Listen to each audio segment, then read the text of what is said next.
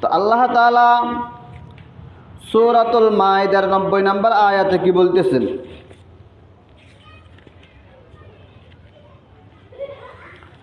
ইয়া আইয়ুহাল্লাযীনা আমানু, হে ঈমানদারগণ, ইন্নামাল খামরু ওয়াল মাইসিরু ওয়াল আনসাবু ওয়াল আজলামু, নিশ্চয় মদ, জুয়া, মূর্তি, ওয়াল আজলামু, এবং ভাগ্য নির্ণয় করার তীর, রিজসুম মিন আমালিশ শাইতানি, এই সবগুলো হইল নাপাকি, মিন আমালিশ শাইতানি, শয়তানের কাজ, ফাজতানিবুহু, তোমরা এগুলা থেকে অনেক অনেক দূরে থাকো, লাআল্লাকুম তুফলিহুন, তাহলে অবশ্যই অবশ্যই তোমরা সফল হইবে। তাহলে এই আয়াতের মধ্যে আল্লাহ সুবহানাহু তাআলা চারটা জিনিসকে বলেছেন। প্রথমে নাফাকি বলছেন, পায়খানা যেরকম নাফাকি, পায়খানা নাফাকি না, আমার শরীরের মধ্যে নাফাকি লাগছে মানে পায়খানা লাগছে, আবার পায়খানার নাফাকও, বুঝলেন না? আমাদের শরীর যখন অপবিত্র হয়ে যায় তখন আমাদের শরীরকে নাফাকি বলে না, নাফাক বলে, বুঝলেন না? কারণ আমাদের শরীর পাক, অন্য একটা গুণ আসি আমাদের শরীরের সাথে লাগছে, এই জন্য শরীরটা হচ্ছে নাফাক, শরীর নাফাকি নেই। কিন্তু পায়খানা এটা নাফাকিও নাফাকও, বুঝলেন নাই? আল্লাহ তাআলা বলতেছেন যে মদ, জুয়া, মূর্তি এবং ভাগ্য নির্ণয়কারী তীর, এই চারটা হলো নাফাকি, রিজসুন। আর মিন আমালিশ শাইতান, শয়তানের কাজ, ফাজতানিবুহু, সুতরাং এগুলা থেকে অনেক অনেক অনেক দূরে থাকো, লাআল্লাকুম তুফলিহুন, তাহলে অবশ্যই অবশ্যই তোমরা সফল হইতে পারবে। এক নাম্বার আল্লাহ সুবহানাহু ওয়া তাআলা বলেছেন মদ। মদ কাকে বলে? আল খামরু মা ইউখামিরুল আকল, মানুষের আকল, জ্ঞান যে জিনিসটা বিলুপ্ত করে দেয় ওই জিনিসকে বলা হয় মদ, বুঝলেন নাই? আপনার আকল আছে, এই জন্য আপনি চিনেন মাকে বউকে, দাদাকে দাদিকে, বুঝলেন নাই? কে হুজুর। আপনার যদি ওই পার্থক্য করার যে ক্যাপাসিটি, তমিজ করার যে ক্যাপাসিটি, এটা যদি নষ্ট হয়ে যায় তাহলে লোক আপনাকে বলবে কি পাগল। মদ খাইলেও ওই ভালো মন্দ পার্থক্য করার যেই ক্যাপাসিটি আছে, যে শক্তি আছে, এটা নষ্ট হয়ে যায়, এটাকে বলা হয় মদ, খমর। এমনে মদ বলা হয় কাকে? হাদিস আছে, কিতাবের নাম বুখারী শরীফ, হাদিস নাম্বার হইল 55,589। হাদিস কি? ইবনে ওমর হযরত ওমর ফারুক রাদিয়াল্লাহু তাআলা আনহু বলেন যে আল খামরু ইউসনাউ মিন খামসাতিন, মদ বানানো হয় 5 জিনিস দিয়ে, একত্রে 5 জিনিস দিয়ে না, 5টা জিনিসের কথা এখন এখানে বলা হবে। কখনো এটা দিবে নাই, কখনো এটা দিবে নাই, কখনো এটা দিবে নাই, এরকম। কি কি এগুলা? উনি বলছেন 1 নাম্বার মিনাজ জাবিবি, কিশমিশ দিয়ে, আঙ্গুর দিয়ে। আঙ্গুর আর কিশমিশ এক কথা না? আঙ্গুর শুকাইলে কি হয়? কিশমিশ হয়। 2 নাম্বার মিনাত তামরি, খেজুর দিয়ে। 3 নাম্বার মিনাল হিনতাতি, গম দিয়ে। 4 নাম্বার মিনাল শাইরি, জব দিয়ে। 5 নাম্বার মিনাল আসালি, মধু দিয়ে। ওদের দেশে এগুলো দিয়ে বানাইতো তৎকালীন। এখন হয়তো আরও কি যোগ হয়েছে, আরও অন্যান্য জিনিস দিয়েও বানায়। আর অন্যান্য দেশে আরও অনেক জিনিস দিয়েও বানাইতে পারে, যেমন ভাতের ফাঁসাইও বানায়। আবার তাল গাছের যে রস আছে, খেজুর গাছের রস না, তাল গাছের রস দিয়েও বানায়, আমি দেখছি চট্টগ্রামে। এরকম যত জিনিস দিয়া মদ বানাইবে, এর উদ্দেশ্য কি, এটাকে আমি কি জাল দিয়া ভালো করে এমন একটা পর্যায়ে আনবো, মানুষ খাইবে তার আকল চলে যাইবে। এ নিয়ে তো বানাই, যত জিনিস বানাইবে সবগুলো হইবে কি মদ। আর কিছু জিনিস আছে মদ না, যেমন সিগারেট, এটাকে মদ নেই, মদ না, এটাকে আমরা মদ বলিনি, মদ বলিনি। তারপরে ইয়াবা, এটাকে মদ বলি? আমি তো ইয়াবা দেখছি, আরগুলা দেখি নেই। আরো কি কি আছে, ড্রাগস, হিরোইন, আরো যা যা আছে, এগুলা কি না, মদ না। তবে মদ এই 5 জিনিস থেকে বানায়, আরো যা যা দিয়ে বানায় মদ। বুখারী কিতাবের নাম নাসাই শরীফ, 86টার মধ্যে 6টা কিতাব, একটা হইল নাসাই শরীফ। নাসাই শরীফের 5683 নম্বর হাদিস, 5683 নম্বর হাদিস। ইবনে আব্বাস, আব্দুল্লাহ ইবনে আব্বাস রাদিয়াল্লাহু তাআলা আনহুমা বলেন কি,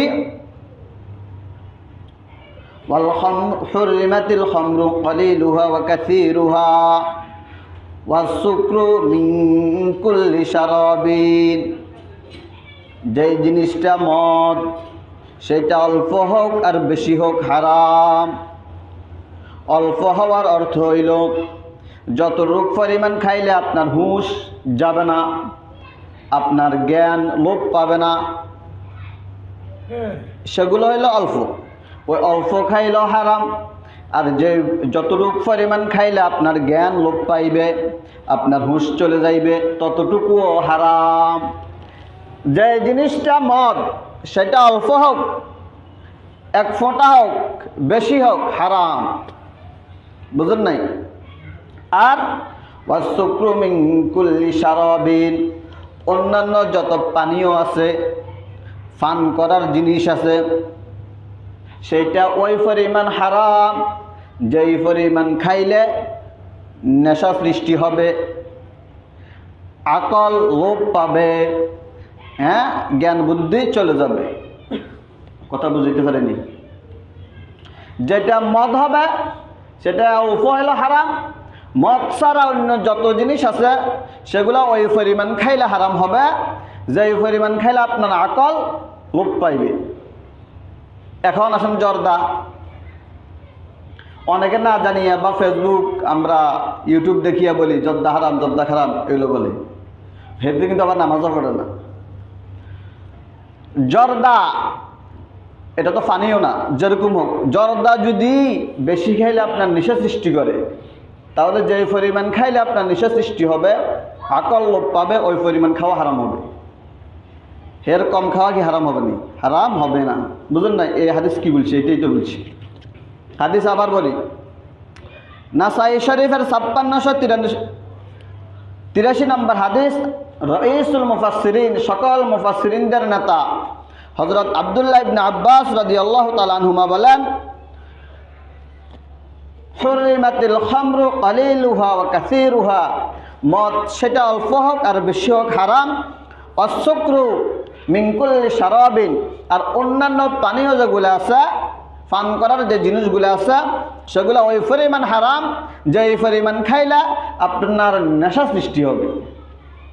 বুঝলেন নাই? আচ্ছা, এবার মদ খাইলে কি, মদ খাওয়া এতক্ষণ কি বললাম, মদ এতক্ষণে আলোচনা দ্বারা আমরা কি বুঝলাম? মদ হারাম। মদের ব্যাপারে যারা মদ খায় তাদের ব্যাপারে হুঁশিয়ারি। কিতাবের নাম নাসাই শরীফ, হাদিস নাম্বার 5672। হাদিস নাম্বার কত? 5672। আল্লাহ নবী সাল্লাল্লাহু আলাইহি ওয়াসাল্লাম বলেন, লা ইয়াদখুলুল জান্নাতা মান্নানুন ওয়ালা আকুন ওয়ালা মুদমিনু খামরিন। আল্লাহর নবী সাল্লাল্লাহু আলাইহি ওয়াসাল্লাম বলেন, তিন ধরনের লোক জান্নাতে প্রবেশ করতে পারবে না। তিন ধরনের লোক। এক নাম্বার মান্নান, যে ব্যক্তি উপকার করে খোঁটা দেয়। বুঝেন নাই?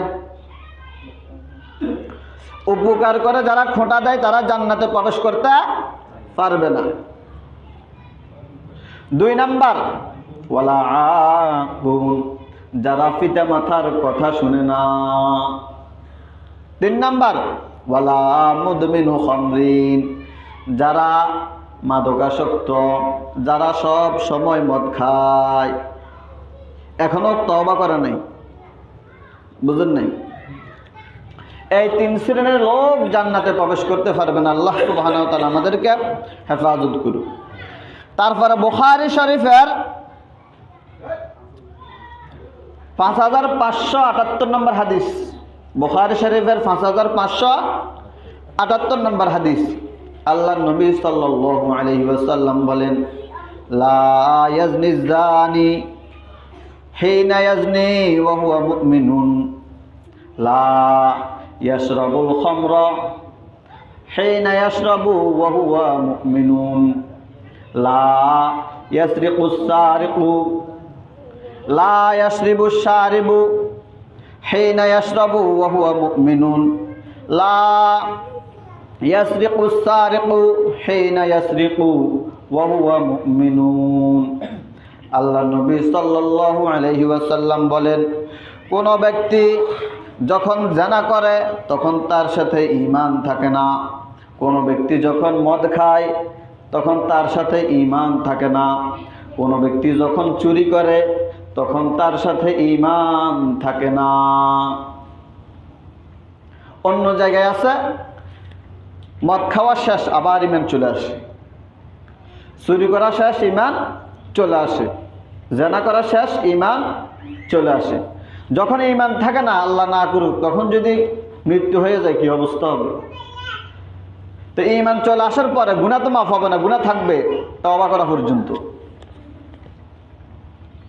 তারপরে ইবনে মাজা সুনান 86টা, 6টা সহিহ কিতাব, তার মধ্যে একটা হলো ইবনে মাজা, সুনান ইবনে মাজার 3371 নম্বর হাদিস। কি? আল্লাহর নবী সাল্লাল্লাহু আলাইহি ওয়াসাল্লাম বলেন, হযরত আবু দারদা রাদিয়াল্লাহু তাআলা আনহু বলেন, আমাকে আমার দোস্ত মুহাম্মদ সাল্লাল্লাহু আলাইহি ওয়াসাল্লাম উপদেশ দিয়েছেন, লা তাশরাবিল খামরা ফা ইন্নাহা মিফতাহু কুল্লি ইসমিন। হে আবু দারদা, খবরদার কখনো মদ পান করিও না, কেননা এই মদ পান করাটা হইল সকল গুনাহের জননী চাবি। বুঝলেন নাই? মা সন্তান জন্ম দেয়, যে জিনিসটা অন্যান্য গুনাহ জন্ম দেয় সেইটা হইল সকল গুনার মা বা চাবি। নবীজি সাল্লাল্লাহু আলাইহি ওয়াসাল্লাম বলতেছেন, মদ খাওয়া এটা হইল সকল গুনাহের মূল, সকল গুনাহের চাবি, সকল গুনাহের মা। এর দ্বারা অন্যান্য সকল গুনাহ সৃষ্টি হয়। মদ খাওয়ার টাকা নাই, ডাকাতি সৃষ্টি হবে। মদ খাওয়া আপনার পাওয়ার বাড়াই দিবে, গুনাহ জানা সৃষ্টি হবে। কত ধরনের গুনাহ, ঝগড়া সৃষ্টি হবে, এই সৃষ্টি হবে, সেই সৃষ্টি হবে, কত গুনাহ মদ খাইলে। তারপরে ইবনে মাজা, কিতাবের নাম ইবনে মাজা, হাদিস নাম্বার 3380। কি? লুইনাতিন, আল্লাহ নবী সাল্লাল্লাহু আলাইহি সাল্লাম 10টা জিনিসকে অভিশাপ দিয়েছেন।